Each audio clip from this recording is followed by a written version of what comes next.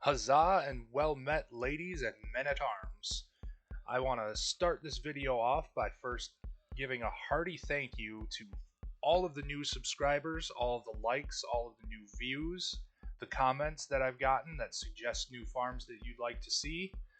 And so today we'll actually be taking care of one of those. A request from a viewer wanted a sea pickle farm, which got me to thinking about changing the way that I would work the fungus and flower farms that I'd shown you in a previous video. What this led to was using a ley collection and simplifying all the redstone of these farms. So, this may seem like a repeat of a video previously, but I assure you, this is much simpler than we used to have. We don't use a hopper clock or water sweepers for collection anymore. We're going to use the allay. So these four farms all work similarly. We use a dispenser, a dropper, an observer, and a small return circuit to fire the dropper and dispenser so that they use bone meal on our nylium pad, our warp nylium, crimson nylium, or grass. On this specific one, we'll use a bed of coral, and you'll do that by first building a platform underneath, filling this with water, and then placing your coral in so it doesn't die. This center stripe here does not get pushed by pistons. This one needs to stay in place so that your sea pickles can have bone meal dispensed right upon them. We'll use these droppers with redstone over top.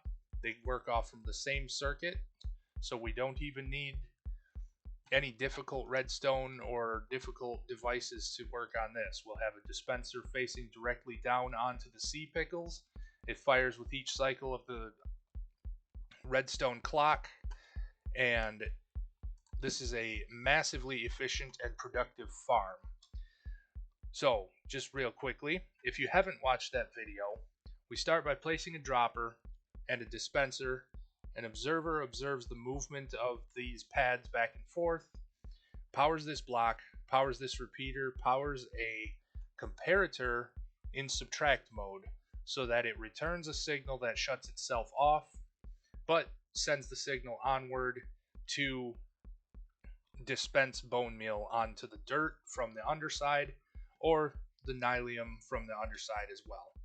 This one doesn't work that way because the bone meal has to be dispensed directly onto the sea pickles, but this should round out most of the dyes.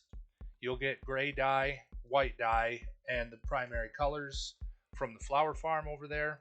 You'll get fungus and roots of both kinds for your warped and crimson woods, and plenty of sea pickles for your lime green dye or just underwater lighting as necessary. So we're using a ley instead, which means we also can do away with all of the extra circuitry for sweeping water and all of this extra dirt up top to keep your grass alive. We don't lose any grass with this farm, so it's incredibly efficient. So we run redstone across all of the tops of our pistons, and on this backside here we have this clock. So when you turn this, there's a lever over there that we turn off. This power will just cycle and cycle and cycle and cycle, on and off, changing states as we go. We run the redstone signal out here to a repeater and invert it on the opposite side so that our pistons are working back and forth alternatively, or alternating turns as it were.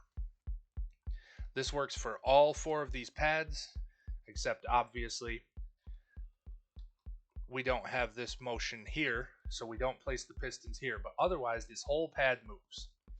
And you will see just how insanely productive these farms can be. This, you might have noticed, is the same collection system for our ley. It's a note block. We build a tower of trapdoors so that we don't choke off the note, but our allay can't throw anything on top of the note block and lose it.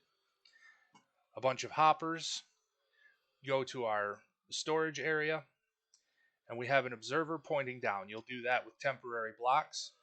And then to activate this thing, this is just a very simple, quick clock to activate our note block. Place an observer facing an observer. They'll keep observing each other changing and send out signals. You'll need 11 allay. If you have one allay, you have enough as long as you can give them amethyst while they're dancing to a jukebox song. There's 11 different items we can get from these farms. Give each allay one, and they will just collect them all as the farm goes. So without too much extra fuss, we'll just show this in action. For even a short time, it is like I said, an incredibly productive farm, and without all the extra redstone pausing it, it makes a lot of noise, but it works very well.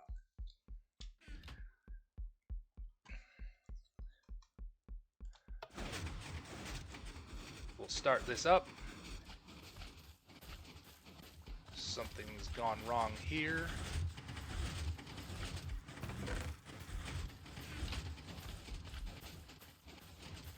Why isn't this firing the way it should? Oh, that's why.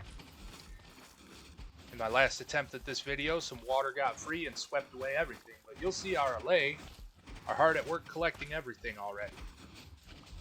Each one only collects one item.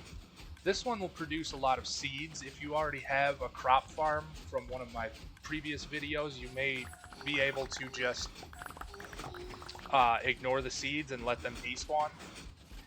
You could also do so with the roots if you have a bone meal farm. And no, I have not demonstrated a bone meal farm at all. But if you have one of those, you could ignore the roots. They go in a composter just as well as anything else.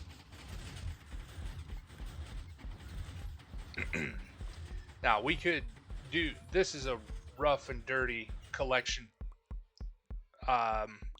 system. You might want to do something more like use one of my shulker box loaders from a previous video, or one of my storage silos from a previous video as well. This is just to demonstrate the usefulness of the farm. And you can go to settings. I will show you where. Scroll all the way down to audio, and you can turn jukeboxes and note blocks down to the very minimum, so that's not being bothersome as your allay work.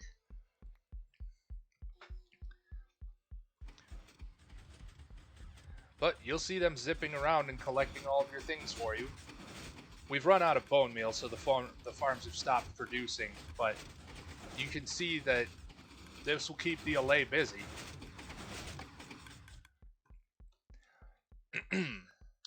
And that's really all there is to it. I will linger on the back side of the farms here so that you can see how they're built.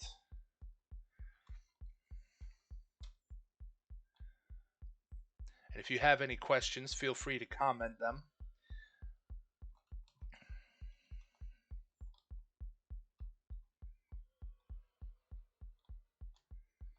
But I'm very happy with how this farm turned out when we switched over to using the allay instead of water sweepers.